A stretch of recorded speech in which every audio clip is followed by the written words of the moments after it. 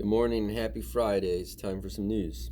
First thing I'm going to talk about, Kansas City Chiefs ban fans from wearing headdresses and face paint. The Kansas City Chiefs have banned fans from wearing headdresses or face paint that appropriates American Indian cultures at their home stadium. The team will review the Arrowhead Chop, where a celebrity bangs a drum and supporters make a chopping motion. The decision comes 6 years after the defending NFL champions began dialogue with a group of local leaders from diverse American Indian backgrounds. Are you able to name, 4 tribes? Lenape, Nanticoke, Blackfeet, Kiowa. I can. Do you know how various tribes are dealing with the coronavirus issues as it ravages Indian country? Can you name any? Here's a good one. Can you name any indigenous celebrities?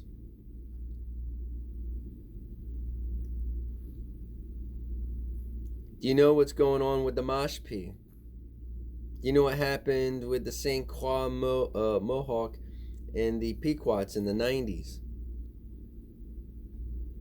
Do you know about the American Indian movement and the takeover of Alcatraz in the 70s? The siege at Wounded Knee. Do you even know about the massacre at Wounded Knee? But you probably do know who Chief Wahoo is. You could probably tell me what the Redskins logo is. You know what the tomahawk chop is. You know what a headdress is, but you don't know why those feathers are there. My point is that I've had conversations with people where they claim that these mascots honor indigenous culture, but that's blatantly false, because you're not educating about the culture. To honor means that you are highlighting the struggle, the strength, the blood and the tears of the people, not pointing to your favorite mascot and saying, that's a strong Indian. It's an anachronism for a modern people that have our struggles, that have our pitfalls, but people don't see them in modern day. You might know about, the water protectors and the Dakota Access Pipeline, but you may not know where we stand on that. You might know about the drilling that's been approved in Alaska, but you don't know how that affects the indigenous culture there. Okay? My issue is that using the excuse that these mascots honor indigenous culture, like some of the fans are doing in comment sections on Facebook and on Twitter, is just like saying that the statue of Robert E. Lee honors whatever they're claiming that the statues honor. Okay, they don't. They're representations of things that have nothing really to do with modern day society. And that's what we need to focus on, helping the people. Anyway, that's my diatribe on that one. Let's go to a different topic. I'm using the Ground News app as usual. Okay, I prefer to go to my saved stories. Talk about Paul Manafort. If you don't know who Paul Manafort is, he was one of Trump's right-hand man, 2015, 2016, got indicted. One of the first of many. Anyway, this is a 67% left, 33% center. The right doesn't want to talk about it. That's okay. We'll talk about it. So, pardon me if I have issue with this really long run-on sentence. I'll read the title first. Manhattan DA presses to revive Manafort case as another Trump associate faces criminal charges. As another Trump associate faces criminal charges. You hang out with criminals. What are you? Prosecutors in New York filed an appeal Thursday seeking to reinstate fraud charges against former Trump campaign chair Paul Manafort, regardless of his past indictment on federal charges, according to NBC News, and the latest development in a head-spinning array of legal troubles involving associates of the president. That's like, I don't know, I think Stevie Wonder might be able to do that in one breath. Stevie Wonder. In March 2019, the Manhattan District Attorney's Office indicted Manafort for allegedly falsifying business records to fraudulently obtain millions of dollars in residential mortgage loans, but New York Judge Maxwell Wiley dismissed the state charges on double jeopardy grounds because Manafort already had been federally indicted for related crimes uncovered by special counsel Robert Mueller. Forbes. You don't need to pack all of that into one sentence. You can break it up for easier readability. Okay, commas don't break up a run-on sentence. Okay. Some of the observers viewed the state charges as a way to hold Manafort accountable for his crimes if Trump decided to issue a presidential pardon, which he recently did for his friend and former advisor Roger Stone. Pardons do not apply to state convictions. Okay. Manafort, a longtime Republican political consultant, chaired the Trump presidential campaign in the summer of 2016. Manafort, 71, was sentenced to 43 months for illegal lobbying in Ukraine and hiding the proceeds overseas, then encouraging witnesses to lie on his behalf. He was also sentenced to 47 months for bank and tax fraud, but the total was limited to 73 months. Manafort attorney Kevin Downing has called the sentence callous, hostile, and totally unnecessary.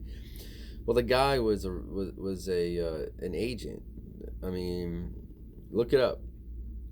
Some of the few things that aren't redacted from the Mueller report paint a interesting picture of Manafort. Okay, he's more of the same, just another crime boss, crime lackey. I don't know. Associated with Donald Trump. Throw the book at him. I mean, if he was a Democrat, wouldn't they be saying lock him up? Lock him up. Lock him up. Here we go. We all knew this was going to happen. Trump swipes at Biden during Democratic convention speech. 20% left, 20% center, and the right loves it. 60%. I'm going to go with the Hill. President Trump on Thursday wasted no time weighing in on Democratic presidential nominee Joe Biden's acceptance speech, brushing off his agenda as just words while Biden was still speaking. Trump said earlier in the night that he planned to watch Biden's speech on the final night of the Democratic National Convention, and he chimed in on Twitter as the former vice president drew to a close.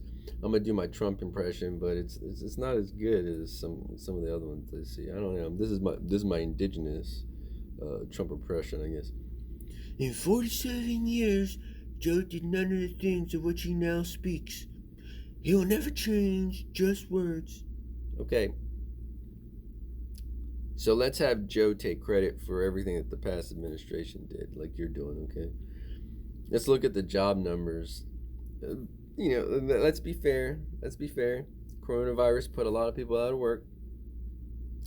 Maybe if we had a national mask policy, that wouldn't happen. I don't know. I can't really. Hindsight's 2020, right? Anyway, let's look at the job numbers. Going from 2010 to 2017. Let's be fair about that. You can find these on Statistia. You can find these on the Bureau of Labor website. What you'll notice is year to year, there's about a 1% drop in unemployment. Okay, 1.01, 1.1, whatever. Okay.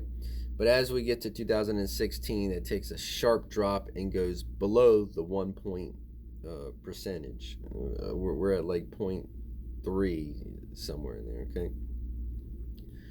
So, who was working on the jobs? I don't know.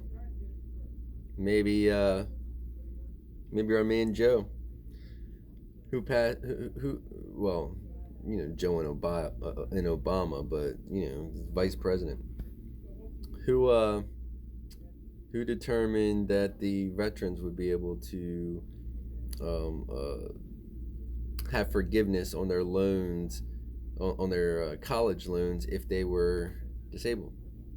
That was written in 2014. To be fair, it's actually Congress that does all these things. The swamp that we keep talking about, they're the ones that actually write these bills because that's how our legislative process works. Where the money goes and things like that. Trump's not deciding where money goes.